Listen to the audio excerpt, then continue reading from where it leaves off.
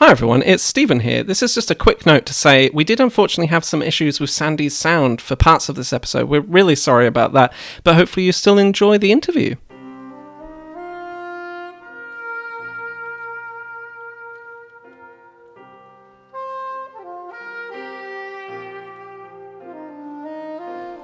Hi everybody, and welcome to Now and Men. I'm Stephen Burrell, and I'm coming to you from the unceded lands of the Wurundjeri people, who are some of the first peoples of Melbourne, and I'm here with my co-host, Sandy Rexton. We're both social science researchers on issues of men, masculinities, and gender equality. How are things going with you, Sandy? I'm fine, thank you, Stephen. This week I went to see a play called Inter Alia, which I think you and our listeners would find very interesting. It's about a feminist mother bringing up her son whilst juggling her work as a lawyer, and the father is present but not as prominent, and it covers comparable themes to the widely watched TV drama Adolescence earlier this year. I found the performance by Rosamund Pike to be outstanding, and I thought the production was riveting. It's at the National Theatre in London, or it has been until recently, but it's now being streamed to cinemas in the UK and elsewhere, including, I think, Australia. So look out for it, Stephen. How are you doing? Yes, I'm well, thank you, Sandy. Yeah, I'll definitely keep an eye out for that. Yeah, it is covering similar territory to what we're going to be talking about today with our guest. And I know it's written as well by Susie Miller, who's actually from Melbourne originally, and also wrote the amazing play Prima Facie, which I did go and see with Jodie Comer, and that was incredibly impactful. And actually, yeah, we're delighted to have with us another Brit who's moved to the lands of Australia, Professor Steven Roberts. Hi, thank you for having me. It's a pleasure to have you on, Stephen. So Stephen is a professor of sociology in the School of Social Sciences at Monash University in Melbourne. He's published numerous journal articles, co-authored 3 books, and edited 6 more about changes and continuities in boys' and young men's masculinity practices and inequalities in young people's transitions to adulthood. We'll put some key links in the show notes. Just to start off, we always like to ask our guests about the sort of personal side of doing this work. So we thought for a change we'd begin by exploring this with you today. Can you tell us a little bit about what drew you to wanting to research men and masculinities in the first place? Absolutely. Before I do that, I just wanted to quickly say I also saw Inter Alia at a pre-screening last week. So I was lucky enough to see it as a pre-screening, and just want to endorse all the great things that you said. And hopefully by the time this is broadcast, there will be a piece in ABC Online, the Australian Broadcasting Corporation online section, where I did a kind of mini review with one of my colleagues because we were so touched by the depth and the way that the themes were dealt with in such an interesting way. As Sandy said, very similar in some ways to the themes in Adolescence, the Netflix show, but an incredible production, and the lead is just fantastic. It doesn't leave the stage for 2 hours, and the content is so amazing and riveting and harsh at the same time, like really grim reality about the way that patriarchy structures women's lives in all kinds of ways, from sexual assault through to the absence of boys and men in the kitchen, I suppose. It's really good. Anyway, so I watched that because I do this work, and it touches on some of the themes I think that drew me to this type of work. But principally, I have a funny kind of winding journey to men and masculinities research. So I'm a victim survivor and witness to quite considerable concerted violence from 2 separate dad figures. My mum being at the centre of that storm, obviously, as it, women bear the brunt of that, and my mother was no exception in that case, and probably exceptional in lots of ways in terms of, I say exceptional, I'm sure all women survivors have these qualities, but an incredible amount of resilience and just incredible capacity to still love in conditions that are just unfathomable to so many people. But as a child survivor of this kind of profound violence, I interesting for me at least, felt that I couldn't do research in men and masculinities for a long time. So post-PhD, my PhD was actually about youth transitions. Men were the topic of my youth transitions PhD study, but I didn't feature any kind of masculinity analysis at all. And in fact, I was quite scared of that, and I was nervous of it, especially when it came to violence. So even though I think we would probably all agree that researchers tend to have a drawn to stuff that is somehow has some kind of parallels with their life in some ways. That's where a lot of our interests come from. My interest in men, masculinity, violence, and both the ups and downs of masculinity was something that I was wary of, because I felt, as a lived experience person, that I didn't have a valid voice. And not even that I didn't think I had a valid voice. It just didn't cross my mind that something like lived experience of violence would be taken as useful, relevant, I guess. So I avoided it for the first 7 or 8 years of my academic career, even though I was doing work with and around young men, and eventually started working with people who were in the space and, said a few things, and then people, oh, you've got something to say here. And eventually I'm still a youth studies person at heart, I think, but increasingly I've moved into men and masculinity space in a very broad sense. And my research looks at these kind of negative compositions and constructions of masculinity, but also the hopeful and aspirational as well, which I think is something that we need to adhere to. What prompted you to share your story? I mean, you said that you avoided it for many years. Yeah. But what made you shift then? So it's interesting. You felt you had to, maybe. Yeah, it's interesting. So I've always been, not consciously, but as a therapeutic device, as it turns out, I've always shared my story socially. Like, I've never been scared of talking about it, and I think it's saved me in lots of ways, saved me from taking a different track in life. But I think I just had this impression that I'm from a working class background and first person to go to uni in my family, and didn't really have a good sense of what it meant to be a student, let alone a scholar. And then when it comes to doing my PhD, I just thought probably people that know about violence, that do stuff about the kinds of things that was my experience as a kid, wasn't, have a that kind of objective distance, I suppose, that we're kind of all taught, that falsely taught, that you're supposed to have as a good social scientist. So I think I had that in my imagination, that arriving at university and then doing things where they kind of teach you to be try to be somewhat objective. Well, I say some people teach you that, and others teach you about value-laden research, of course, and the significance of values. But yeah, I felt for a long time I couldn't do it, and then it opened up as a possibility, I think, because in the violence research space, when I get to know people that are working in that space, victim survivors are present, and I think increasingly so. The discourse in Australia, I'm not sure if it's the same in the UK, but the discourse in Australia at the moment is very much focused on children as victim survivors in their own right, and having lived experience voices from kids or young people being central to the kind of discussions around prevention.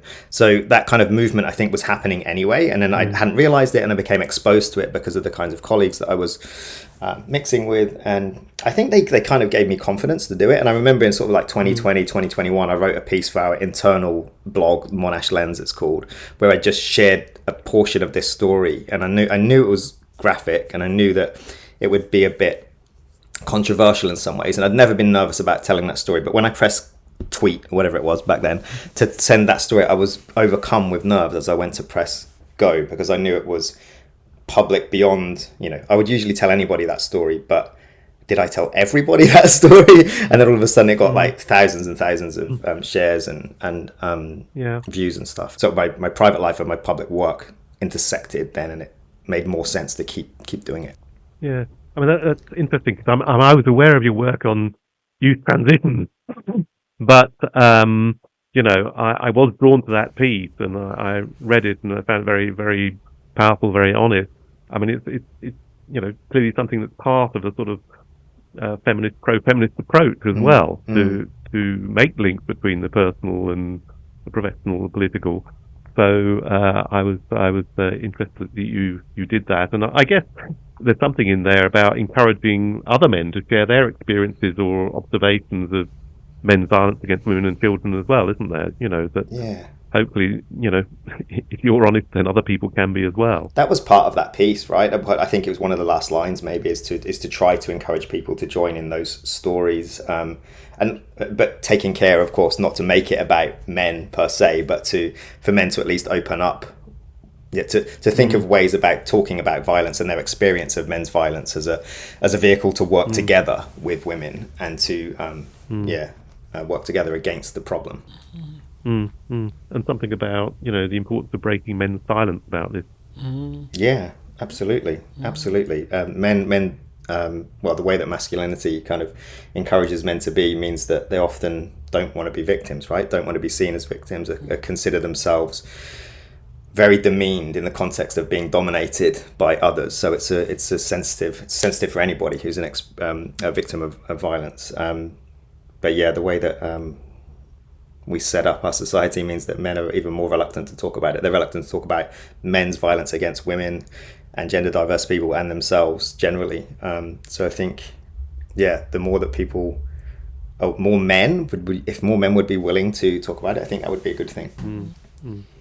Cool. Well, that's that connects to some of the research you've been doing recently around issues of men's violence, especially among young men and boys. So you've been doing a lot of research with your colleague, Dr. Stephanie Westcott, about the kind of prevalence of sexist, misogynistic and abusive behaviour in schools, including towards teachers, for example. So would you just like to say a little bit about what you've been finding in that regard, and how does that link to things like, you know, the increasing discussion about things like the Manosphere and that the influence of that in kind of places like schools? Yeah. This research is, as you said, I co-lead it with my very brilliant feminist woman colleague Stephanie Westcott.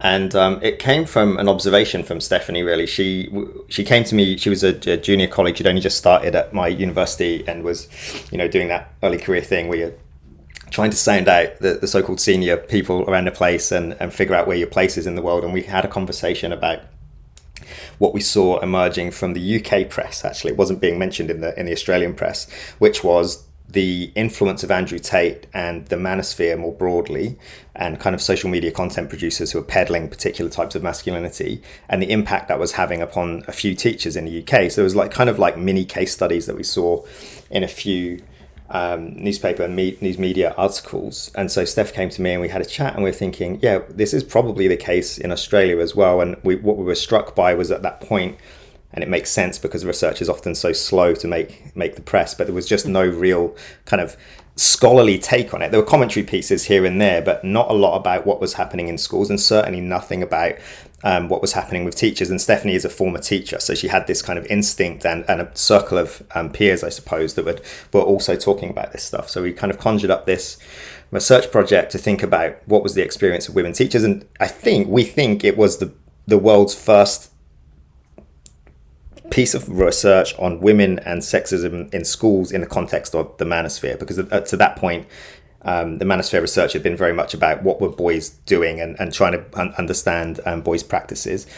So we took this opportunity to think about what were women's experiences of it, and then there was other research thinking about what girl peers being on the receiving end. And what I suppose there's one other interesting thing about that research is that at the beginning we framed it as a piece of research about radicalization, about the way that the Manosphere may have radicalized, and we use the word radical as well.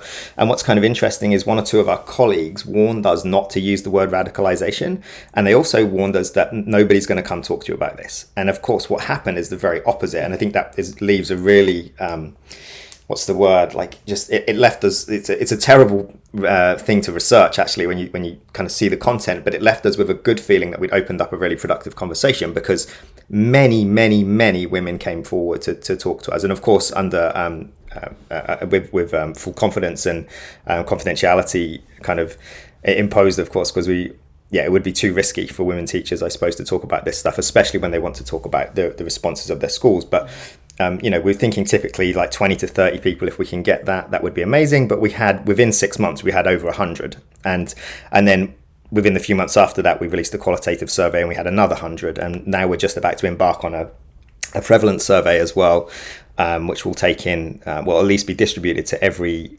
teacher in the Teachers Union in Australia, which will be hopefully many thousands of people will participate in that survey. But the point really is that research really got to the heart of this relationship, and it's a very difficult thing to explore, because we don't want to give too much kind of we don't want to give too much weight to that social media causes violence, right? And I think in all the papers that we write, we start with a kind of really strong statement around sexism and sexual violence and sexual harassment in schools. Been around for a long time. Lots of great researchers has documented this for at least 40 years in the UK and Australia, and I'm sure beyond. But what we picked up through the teachers' accounts was this kind of amplification, and what they saw as a resurgence, in a way, like this is kind of our terminology, but a resurgence of the idea of male supremacy that came through so strongly, and was very like emotional for the teachers to think about. You know, sometimes they were talking about how this one boy who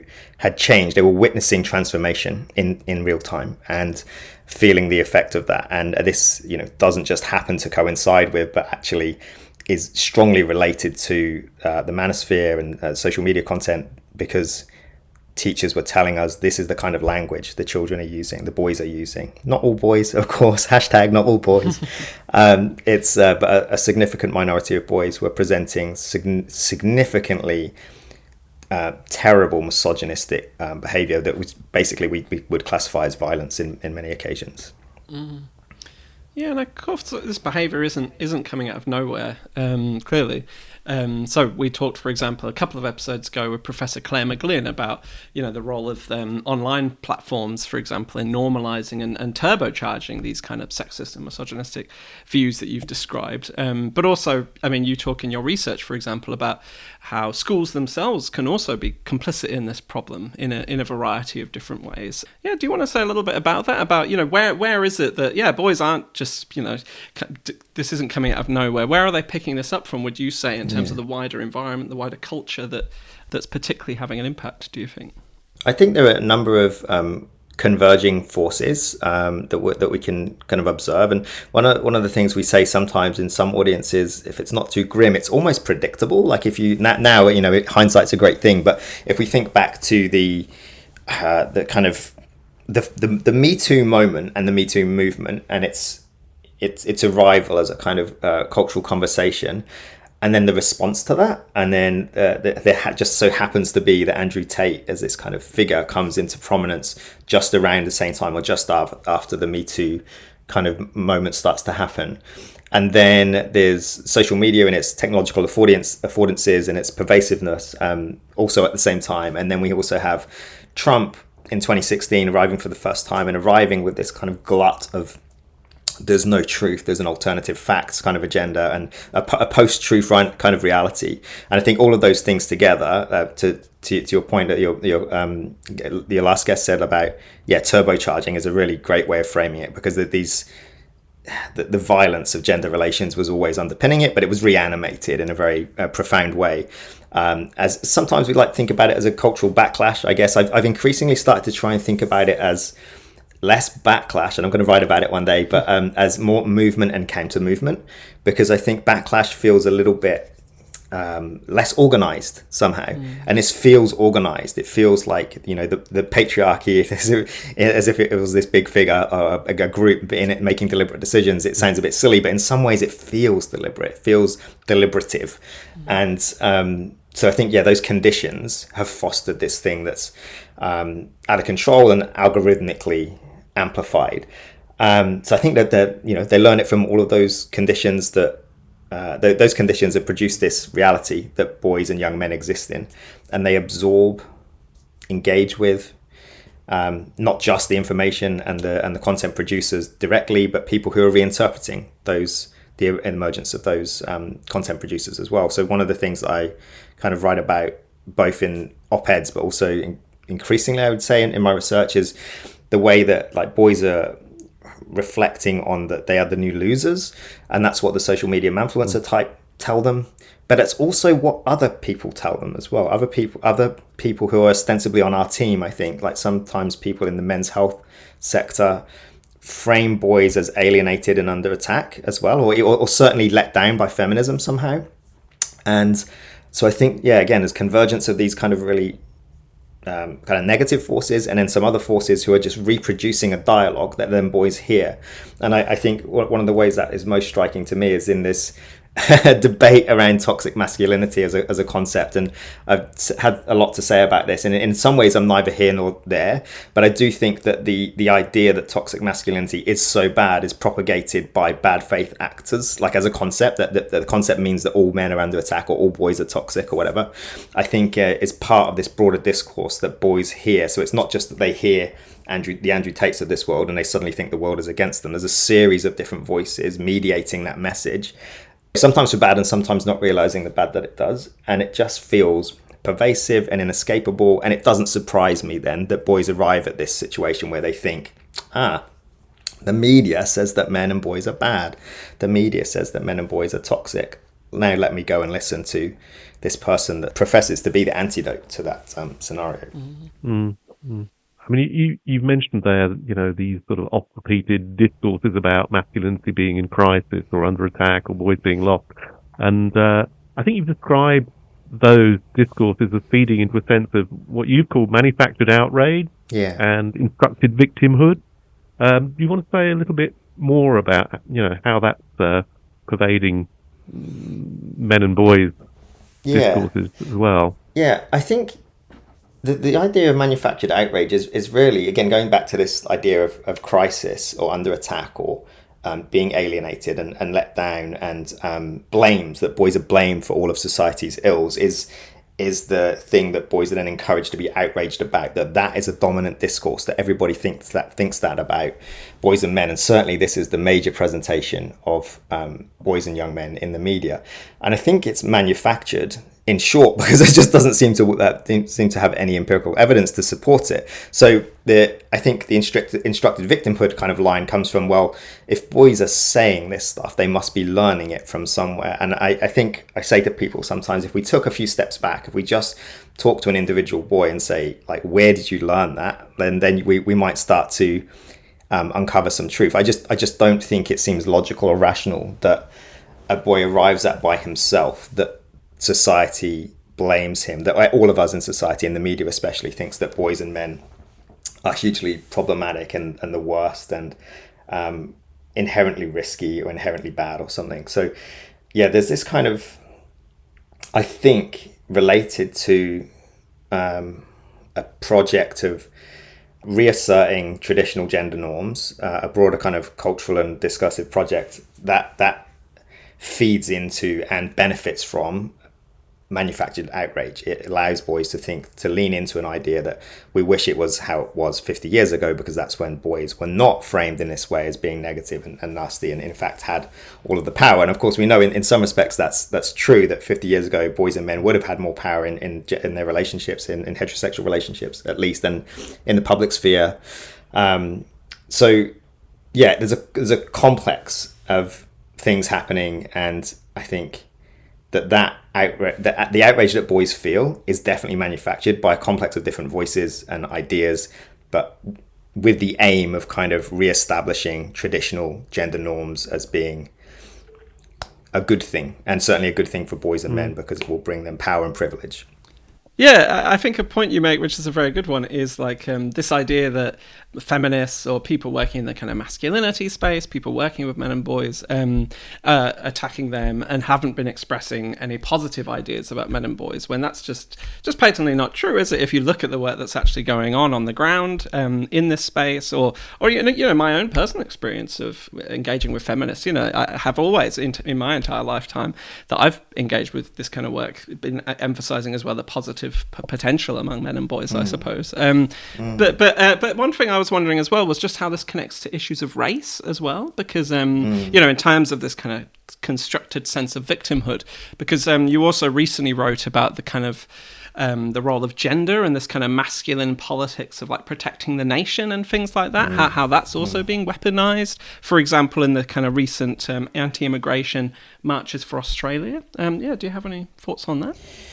Yeah, lots and lots of thoughts about that. Yeah, I think first, it's worth repeating often to just reiterate what you said. But again, I think it's worth repeating that my experience of feminism and feminists actually is the same. Of course, that feminism's hopeful. Like, feminist is utopian. Feminism is actually about seeing the best possible aspirational form of being a man or being a human, actually. So it's interesting, isn't it, that so many people lean into feminists hate men, or feminists see men as inherently bad, when it's the opposite, when we're so obsessed as feminists with the social construction of masculinity and that it can be something else. So that, first and foremost, let's I wish we could just put that to bed. We never will, of course. We'll never. That will be a constant battle for our whole lives, because those on that side of the fence have to blame women for everything, of course. But in terms of race, one of the things I want to say off the bat is that the research that we've done with teachers, what's really interesting about that and race is that when we started showcasing this research and doing the rounds in policy circles and other schools and sometimes academic settings as well, people's instinct was that that must be the boys in the northern suburbs where all the migrants are. And I don't say that facetiously at all. That was people's reaction. They expected us to be saying, we attended these poor schools primarily made up of migrants or people that speak English as a second language, and that's where the trouble is, in poor areas. But of course, that wasn't the case as well. So there's an interesting factor there, that the kind of cultural imagination goes to violence and gendered violence as being the property of brown and black people, basically, which is a nonsense. And that same kind of rhetoric then is coming through these kind of these marches and protests, or whatever they are, happening both in the UK and in Australia in September. A similar kind of story is happening in these race protests, right? Or these anti-immigration protests, where the kind of imagined figure of a brown or black man is a threat to white femininity and is a threat to white girls and women, and both in terms of a sexual threat and the dilution of the line, or whatever, inverted commas, and of the bloodline, but also as a threat of violence to the so-called their women. So I think there is a strong relationship to whiteness and an idea of whiteness and what protecting whiteness and white women is in these conversations, but complicated again by Andrew Tate, for example. When we think about going back to thinking about the Manosphere is made up of, yes, predominantly white men, but Andrew Tate is a mixed race man, he has a black father, he's a Muslim. These things become complicated, and there are other actors in the Manosphere who are not white. But interesting, overall, I still think the kind of main emphasis in the main talk points, I suppose, around race in the Manosphere are highly racist and highly charged and very kind of white protectionist kind of logics, I suppose. So it's again another complicated. I'm going to keep saying it's a complicated space. It's complicated, but the way that racism works through all of this work is super interesting to me. That both, again, just to repeat myself, both people in our neck of the woods sometimes are saying, they just instinctively think we're talking about the brown and black kids or all the poor kids, but then on the other side of the fence, where we've got this kind of anti-immigration racist sentiment happening, is driven by a similar kind of logic of expecting that it's particular types of men who are responsible for violence, and not looking, of course, at you don't need to look more than a very quick Google search will show you that instances of violence and or sexual harassment and or rape threats, let alone the actual action, there's plenty of white middle class men in Australia, in the UK, in the US, and beyond, who are the perpetrators of these kinds of actions. Yeah. I'm wondering, you mentioned the March for Australia there, and obviously there's been the Tommy Robinson March in the UK, the Unite the Kingdom March, which seemed to be mainly white working class men who attended that. But I'm interested, that you're saying that middle class men are involved in these discourses as well. Yeah. And do you want to say any more about how class seems to be playing out here? Yeah, I think this is super interesting, and again, I guess similar to the logic that people go to for their instinct around, it's probably the poor kids in schools who are causing the problem for teachers, and it turns out to be everyone. I think what we see in the marches is predominantly working class men, and there are women there as well, of course, and another thing to probably talk about momentarily. But the picture that we see of the marches both in the UK and Australia does seem to have this kind of working class inflection. It's probably poorer men, but the agitating underneath, going back to my point about manufactured outrage, I think is very, very similar. There are people who are told who their enemy is, and for various reasons they take that as a truth. And you know, again, I'm not entirely surprised that people do look to areas where to blame when things are not going right. So in the context of ongoing precarity, economic instability, housing crisis, and the rhetoric from the right, both the more so in the UK, it feels a bit louder in the UK, but it also is present here as well, to blame the migrants and blame immigration as the driver for those problems. Like, that's kind of how it's all bound up. And so working class people seem to be at the front of that. It is very visible that it's working class people, but I think it's wrong to think who are the primary beneficiaries of these kinds of protests and who agitates them, who animates them. They don't come to these conclusions on their own. They are told a story. They're fed a narrative from lots of different directions. In the UK, obviously, I don't know how many decades you've had of Nigel Farage now, but it seems to have finally kind of paid off. And Tommy Robinson is a kind of micro version of that, but holding on to the same discourses. I think we're probably too quick to think about it.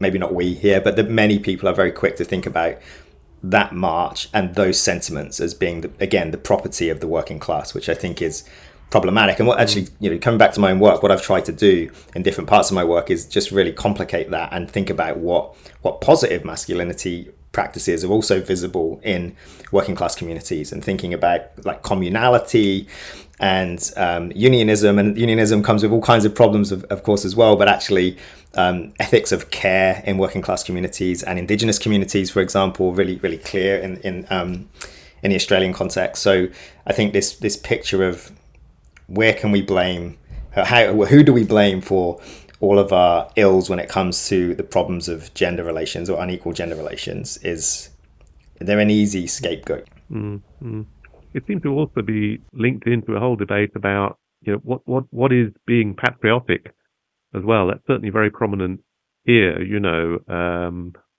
what does inclusion mean? We're recording just at the time of the Labour Party conference, and there's a whole struggle going on now between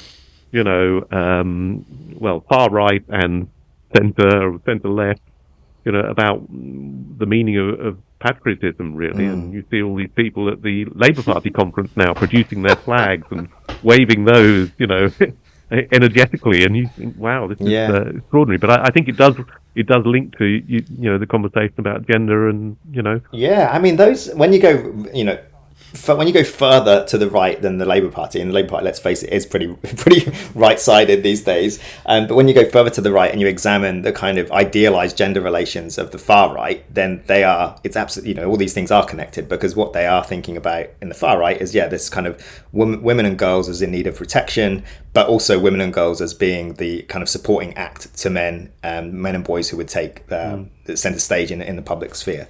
So they're kind of reimagining of a time gone by. But then it risks filtering through and becoming something aspirational for boys and men who are not necessarily fully right wing, but it's kind of filtered through. I mean, you said something a minute ago about some of the positive aspects of masculinity in working class communities. I wonder, what kind of public discourse would you like to see about boys and men's lives? How can we make sense of them being pulled more into the manosphere and right-wing populism? How can we reach out to them and offer them alternative, more positive paths?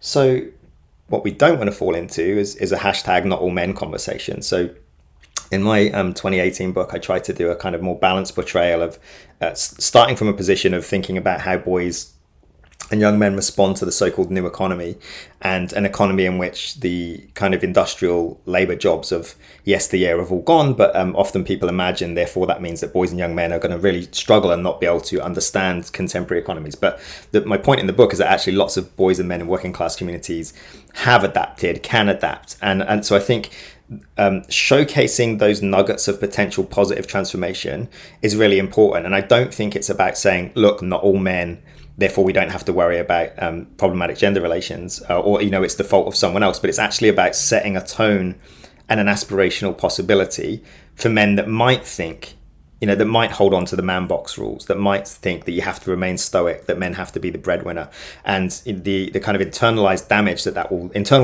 will do to a boy and a man if they think that's the only way to be a man or a person in the contemporary world, and they can't achieve it. So then it feels like a huge burden. So I think what we're doing when we're demonstrating that working class boys and men can do masculinity in another way is setting a path to something different. I know. So it's not just about saying, hey, look, there's some people over here who are not so violent, therefore that's good. It's actually about thinking about what's possible for working class masculinity. And I think the main reason I love doing that work so much is because those transformations, yes, they're part of a broader kind of cultural project and a feminist project, actually, but they're also made from within.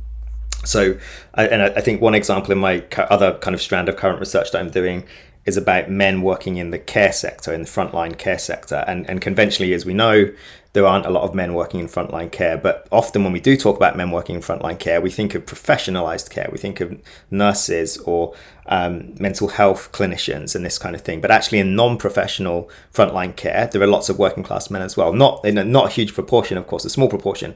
But those men that have done it have overcome this kind of this stigma, I suppose, or there's been a transformation around what even stigma means in that context. And often it's much more about pay and material conditions than it is about the threat to an identity, the threat to a masculine identity in respect of doing care work. So I think these are all important parts of demonstrating, articulating what actually can happen and what actually is happening for boys and young men, rather than falling into a trap of saying, the generalization, boys and men can't do care work, they won't do it.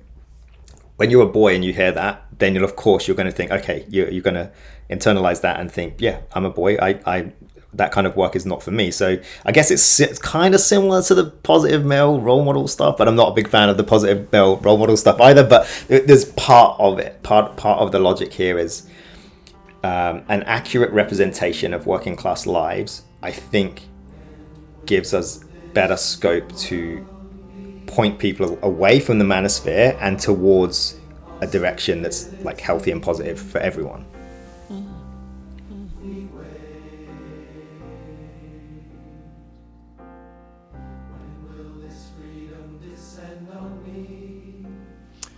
So, as we mentioned earlier, Stephen, a lot of your research focuses on young people's transitions towards adulthood.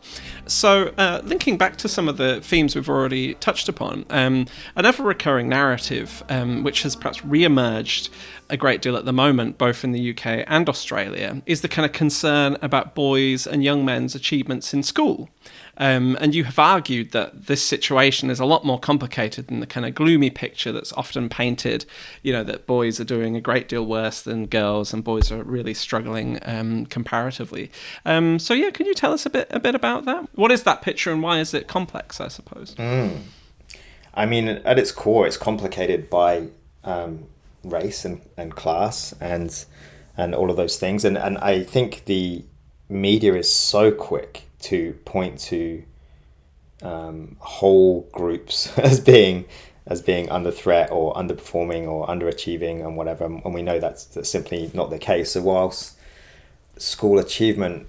lower school achievement is associated with, like in the UK, free school meals and with being poor, basically, that's the case for boys and for girls. And whilst there is a statistically significant gap between the performance of boys and girls, the way it's presented as a kind of overarching gender narrative is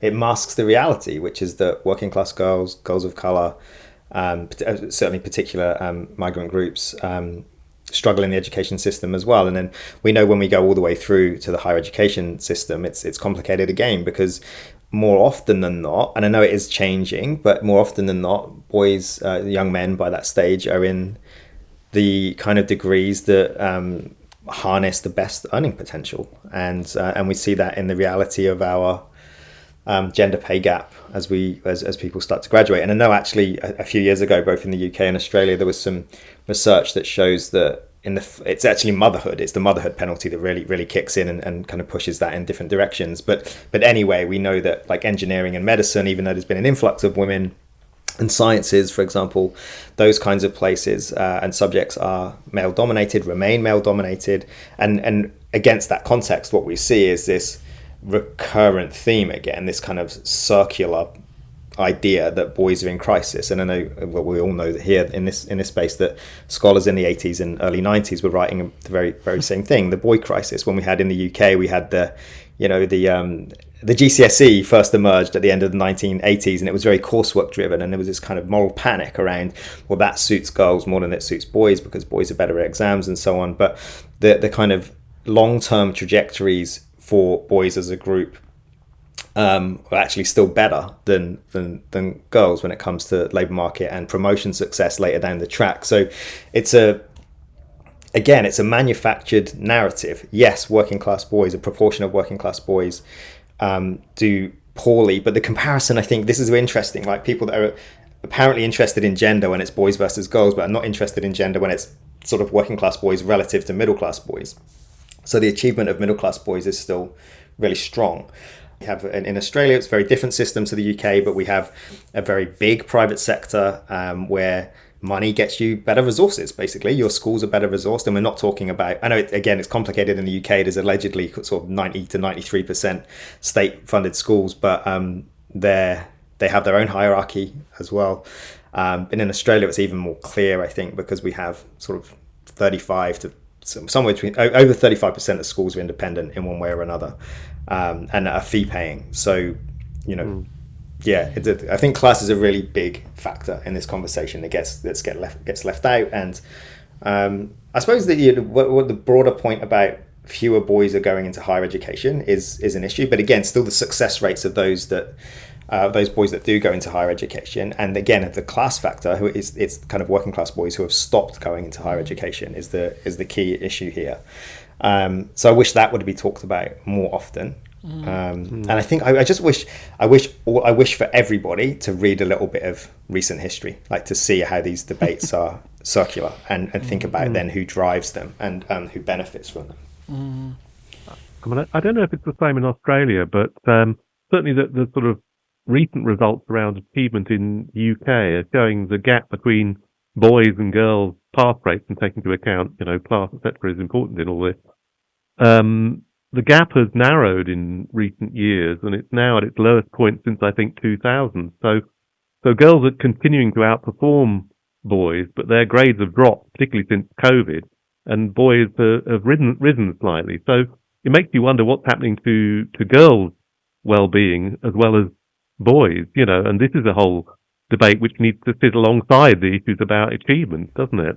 Absolutely. Yeah, I think that's such a good point, and one that even myself, like, I skirt over far too quickly, but in our research, that's what women teachers tell us all the time. And because we work with so many schools as well as teachers, we in Australia, in Victoria at least, schools often collect data on young people's engagement and happiness at school, and girls are kind of going off a cliff in some ways. I was talking to someone in the family violence kind of area last week, and they were talking to me about the number of girls who are, if not abandoning school, are exiting school at different times of the day to access services, to access TV type services, and so like there's lower levels of happiness and satisfaction with school definitely going to have an impact on engagement and attainment, and the threat of violence from boys in school, around school, in broader society, definitely going to have an impact. So I think the shrinking of that gap is tricky then, isn't it? We don't really want to celebrate it at all, because it's driven possibly by negative force. But I think also, back to your point, it's clear again that this kind of imagining of this huge chasm in attainment between boys and girls is a fabrication. It's a manufactured outrage. It's not real. The real outrage, I think, is one that's more difficult to sustain, but is that generally working class people are having a harder time. There is a cost of living crisis. There is an inequality crisis where we have more billionaires than ever, but they're also sucking up sort of 50% of the entire globe's wealth, and they're a very small proportion of people, and leaving not a lot behind. I was thinking as well in terms of this question of why more girls or more young women are choosing to go to university than young men. And I mean, one thing that comes to my mind, maybe it connects in part to what you were saying before, right? That in sectors like the care sector, where women are more likely to work, the pay and conditions are so bad that more women feel the need to go to university just to have a chance of having a better income, I suppose. Also, just to return back to the beginning of our conversation as well, you've written about how experiences of domestic and family violence when growing up, like the impact that can have on young people's education. Do you want to say any more about that? And perhaps especially how that might, the implications of that for boys, I suppose? Yeah, I do. So that, it feels like quite a personal thing for me. It's a very interesting, relationship that we have with our research, because sometimes it triggers us it triggers a kind of set of reflections in a way that we didn't see coming. So when I was part of a team that did this research about young people's experience of family violence as adolescents, both as perpetrators and victim survivors of adolescent family violence. So therefore, ostensibly siblings being violent to one another rather than parents.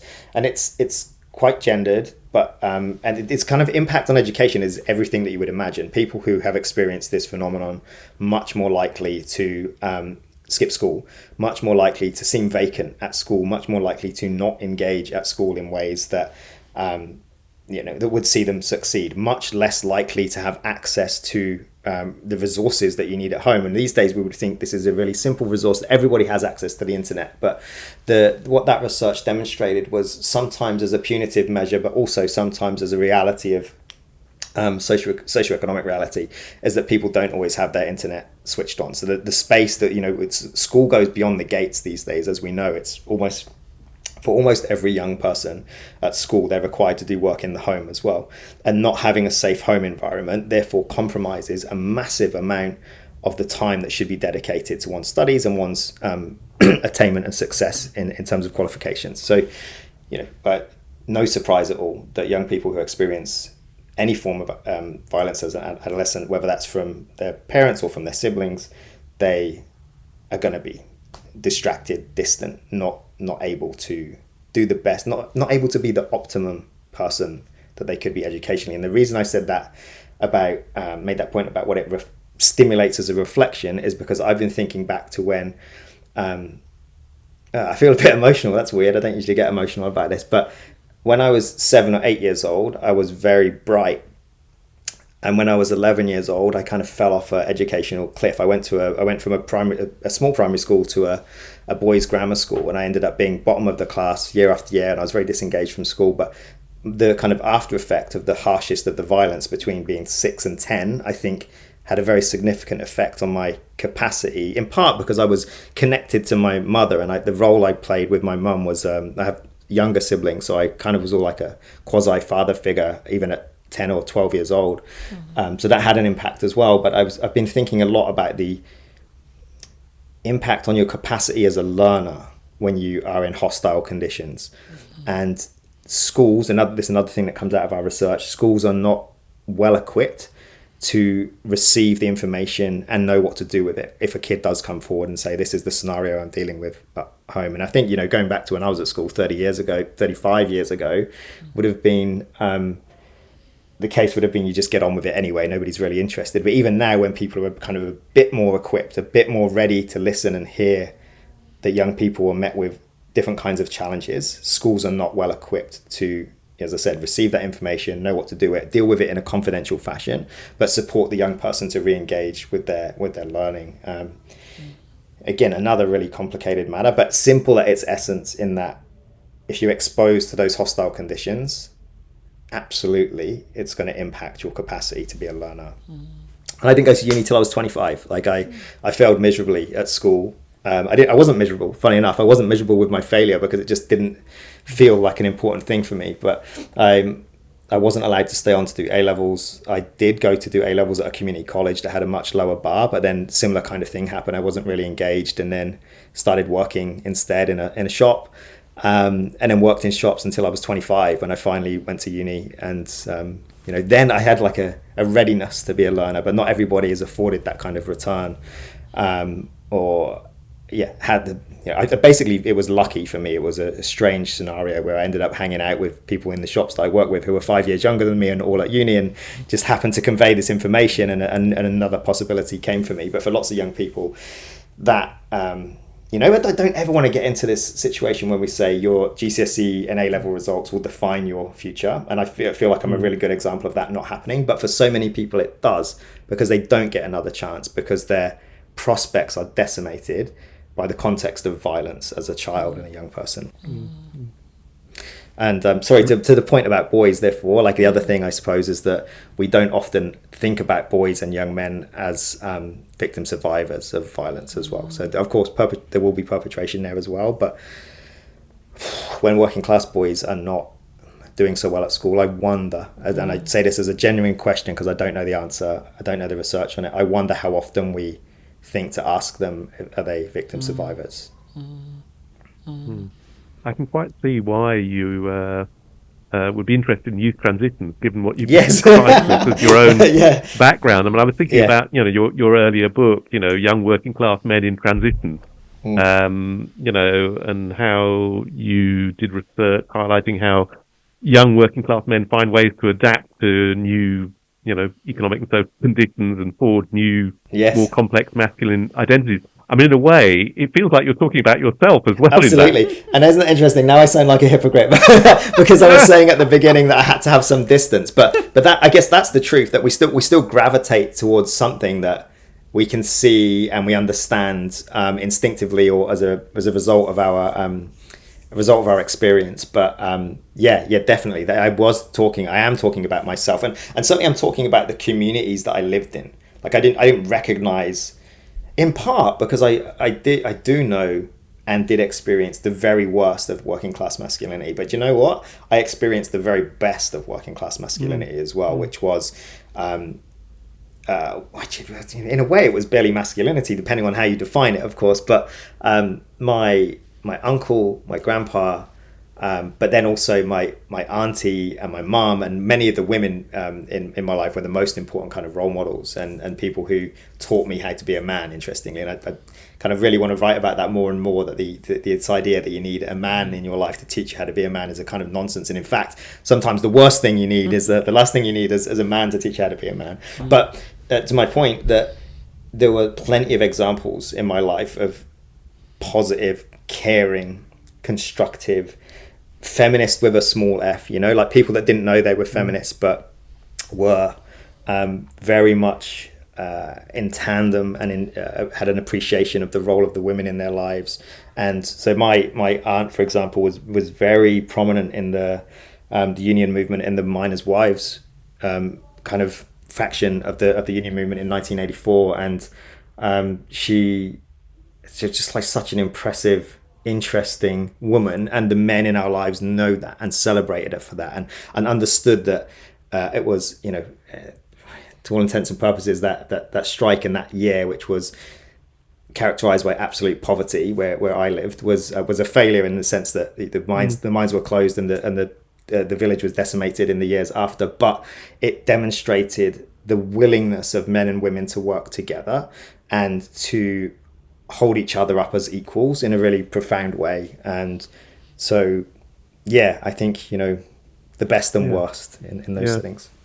I'd be interested to know where you grew up, actually, Stephen. Where was that? I grew up in the Kent coalfields, the Kent coalfields are, for most people don't know anything about the Kent coalfields because you think of coalfields as being in the north of England or in Wales, for example. But the Kent coalfield is a small seam which crosses sort of three or four pit villages between Canterbury and Dover, down in the southeast corner of Kent. And it created a very so the people that worked in that spot were migrants from different parts of the UK. So it's a little enclave with its own accent, very, very different to the rest of Kent, even though there were other patches of working class, lots of working class communities in Kent, actually, thinking about the Chatham dockyards, for example, and places like that. But that coal seam was just home to a couple of thousand people in each of the three settings. And very, very, very different in terms of their accent and their I guess even the way they looked. And I was brought up to be very wary of people who were out from outside the village, because they were very wary of us, of course, as well. And again, complicated by race, which is another one of those things that I haven't really touched much in my writing. Again, because I wasn't sure that I was allowed to, because I'm mixed race, but I was brought up in a very, very white community with a white family. And yeah, that's another one of those things that I would have loved to have written about more, thought about more, but I thought, as a mixed race person, I've probably got nothing to say about race that's got any value at all. It sounds like you've got loads more to write about, Stephen. Yeah. Plenty to keep you busy. Yes, absolutely. I'm really touched by your work, for example, about, well, I think it really challenges this idea, doesn't it, that somehow like middle class men are the ones who are like in the vanguard of progressive change.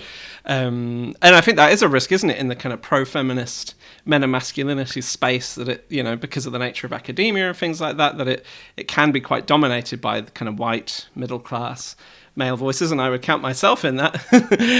So I've really, you know, and obviously, yeah, you just need to look to the union movement as an example of actually that it's working class communities who are often the ones really driving forward change. But it does, it makes me think about where do you, given also we are facing really challenging and worrying times at the moment in lots of ways, as well as we've discussed today, where do you look for signs of kind of hope and optimism, you know, which either through your work or just more broadly? What can you think of examples that actually give you the motivation to keep going, keep doing this work?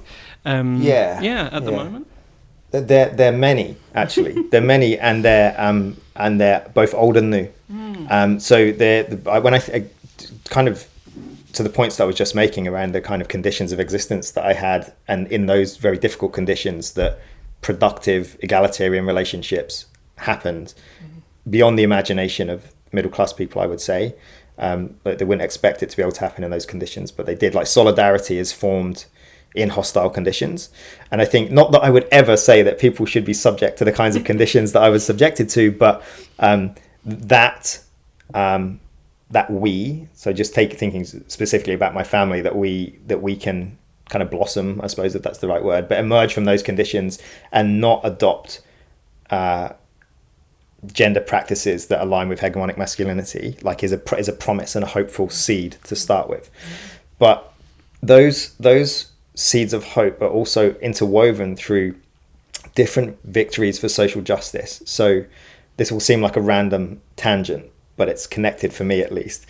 My mum, my white, working class, uneducated, young mum, who was a victim of all kinds of violence, was also strongly attached to the anti-apartheid movement. And so my mum's inclination, and she just told me a story, because she was here recently, she told me a story, and I was asking her about, like, where did this come from? I'm so interested about where it come from. I've never really thought to ask her in lots of detail. And, she's a white woman in the white working class community. And she told me, this is quite sweet, she always had this instinct, even when she was a kid, and she would watch the so-called cowboys and Indian movies, like Indians in the sense of Native American people. And she felt this strong sense of injustice in the 50s and 60s, watching movies about white people killing brown people on their own land. And that was just an instinct for her. So this is a tangent, but these kind of social justice agendas that emerge out of context of, in context of poverty, basically, in context of disenfranchisement, are like a really hopeful stories to me. But then at the same time, like when I got older and I read people like Raymond Williams and I read people like Bell Hooks, who always talk about the absolute need to be hopeful in the most darkest of times. Like, our agendas are always hopeful, and we can't lose sight of that. We have to develop stronger lines of kind of appreciative inquiry as well. I think those are the kinds of messages from those types of scholars that I hold on to. So when I see in my research, and when I want to try and elevate in my research positive gender practices, and again, going back to my point earlier, it's not about saying not all men, but I think the hope is already there. I think the hope is also, Michael Flood and Amanda Keddy did that research last year with the e-safety commissioner here in Australia, and their research into the Manosphere and its impact on boys and the way that boys were negotiating that stuff. It's actually there's a hopeful seed in there, which is that most boys have developed a sense of critical kind of digital literacy that I think we need to expand. Absolutely. We need that to run through schools and to become a very kind of prominent thing in schools that all schools should want to do. But the seeds of hope are already there. So I think it's about, like, trying to sustain our hope in the context of very, very terrible things happening as well. And it could be easy to be put off when we see the world slipping away from us and slipping to the kind of far right, actually.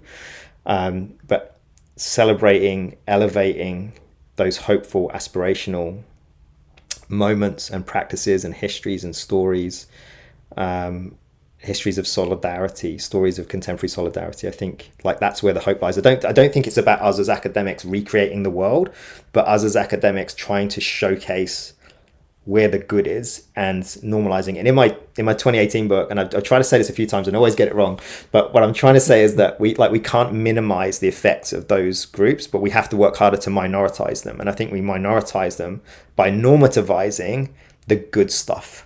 So even though I'm a scholar of like quite horrible stuff as well, the reason I also try to research both the good and bad of masculinity is to try and do that work of normativizing something that's aspirational.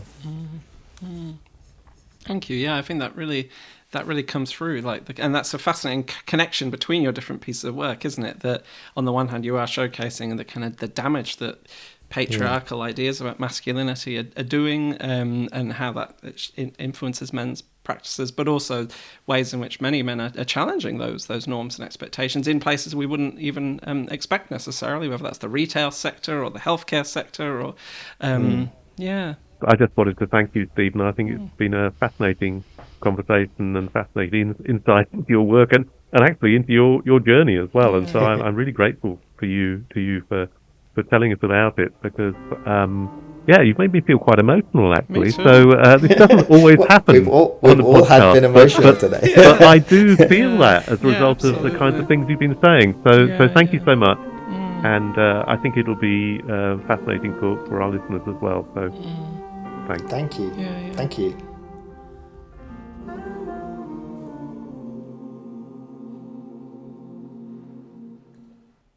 So, Stephen, there are some correspondences between your journey and that of Steven Roberts, no? I mean, you're both academics, you both came originally from the UK, and you're both located in Australia.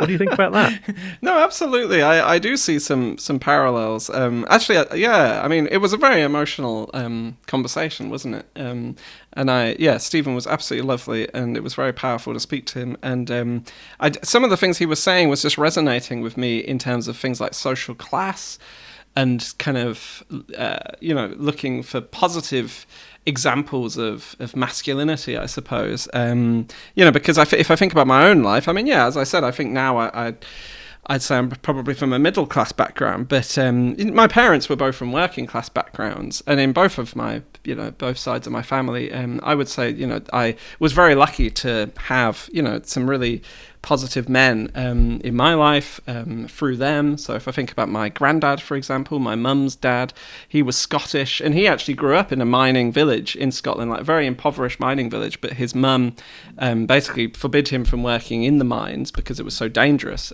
so sent him down to Birmingham, where he emigrated at the age of 18. And he was just a very lovely, caring man who I was very lucky to have a close relationship with. And my dad as well, he was from a kind of working class background. He was a firefighter. He was very active in the trade union, and I also consider him a very caring man, who's influenced me profoundly, of course. And I guess both him and my mum, were involved in some of those kind of struggles that Steven was talking about in terms of things like the miners' strike, and supporting that. And I think it's just a very, we talked to him after we stopped recording, I think, about how in Australia perhaps there's less of a discourse about class, but how we really need to talk about that. And actually there's so much we can look to in working class communities and history in terms of examples of solidarity and struggles which have challenged some of these dominant gender norms. What did you make of the conversation? Yeah, well, actually, there are obviously similarities to your story as well, but one of the things that Steven was saying also was that there were many women who'd been key influences in his life, and that he was uncertain about sort of positive male role model discourse, as I am.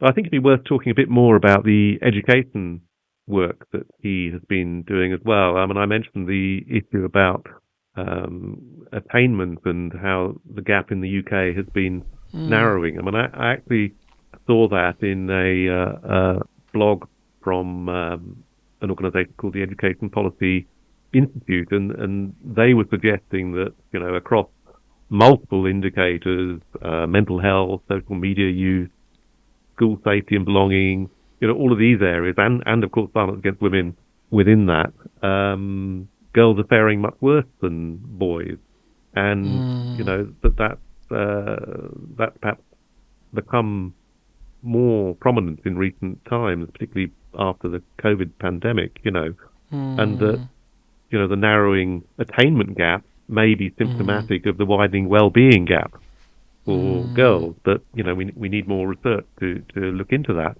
But I think there's something very important there, and, we tend to talk, as he mentioned in the episode, about, lost boys, crisis of masculinity. We don't tend to talk so much about girls and girls' well-being, and actually we could be talking about, why boys and girls matter.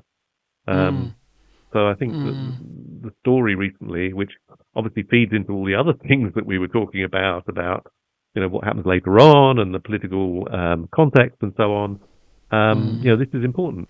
Absolutely. Yeah, no, I mean, we don't often see these things as being interlinked, do we? But of course, they're always interlinked. So if, when Stephen was talking about boys' struggles at school, I also couldn't help but think about, how, again, relating it to my own childhood, actually, and my own time at school, that some of these pressures and expectations around masculinity can actually be very discouraging of boys, trying hard and doing well at school, that it's not seen as very cool to, I think still, for many boys, to be studious and to care about your studies and the issues you're looking at in education. And, so that can be quite difficult for boys to try and, if they want to do well at school, that can actually mean going against some of those masculine norms, and perhaps especially for working class boys, actually, maybe for middle class or upper class boys, especially maybe in those more private school environments that Stephen described, maybe it's more acceptable to be a bit nerdy or to do well. But yeah, for many boys, I think actually it does mean going against ideas about masculinity, and of course those same ideas are very much implicated in the kind of violence that we're seeing in such a widespread way against girls at school. So yeah. I guess that raises the question also of what is the responsibility of schools in all this too? Yeah. Preventing violence and abuse, and to what extent maybe they are complicit in the problem. So there are issues about school culture, about the systems they have, the norms that are prevalent, the leadership. The behaviour of individual teachers, all of these things matter. I know we're always ladling more and more stuff onto schools, but this seems of such importance that needs to be addressed. Absolutely. Yeah, so first of all, of course, schools have started to do more, I think, around preventing things like gender-based violence, but I think there's clearly still so much more to be done there. I mean, I think there's lots of evidence, for example, that teachers in the UK, for example, are still not, in many cases, receiving any training around things like gender norms, So if teachers don't feel comfortable in the first place to start broaching these topics with young people, but then, as you said, it goes much broader as well, doesn't it, about how is the institution and its culture potentially itself actually reinforcing some of these rigid, restrictive norms, like splitting girls and boys up in things like PE, and, what kind of behaviour are they celebrating or punishing or normalising? I think there's some really deep questions schools need to ask themselves there, isn't there? Actually, I remember many years ago I did postgraduate certificate of education here, and I remember when I was training, this might have been not the best time to be experimenting, but the school that I worked in for my teaching practice was in a mining village outside Leeds in the north of England, and it was quite disciplinarian, and so boys and girls were lined up, in different groups before they went into the classroom, this sort of stuff. Well, I thought, what a nonsense that is, so I stopped doing it. And of course, as a result, because I wasn't following the sort of culture of the institution, my classes tended to be a bit of a riot, so it was total failure. So anyway, so in retrospect, I put that down to the institution of the school rather than myself, although absolutely. I take a bit more responsibility for it. An early attempt at gender rebellion, by the sounds of things, to me. Yeah, unsuccessful though, Stephen. Yes. Well, as I think the conversation showed, even if we're not successful, we need to keep trying and keep pushing against the tide and against the grain. Yeah, well, the the successful part of that is that I didn't become a secondary school teacher, so maybe that was a good thing. Yeah. Anyway, enough said. Yes, quite. Well, thank you, Sandy, and thank you, everybody, as always, for listening. Hopefully you found that as inspiring as we did to listen to Stephen. And, do share the podcast with your friends. And we'll be back with another episode soon. Contact us at nowamen@gmail.com if you have questions. And thank you, and take care. Yeah, and thanks for listening. Bye for now. Thanks so much. Bye-bye.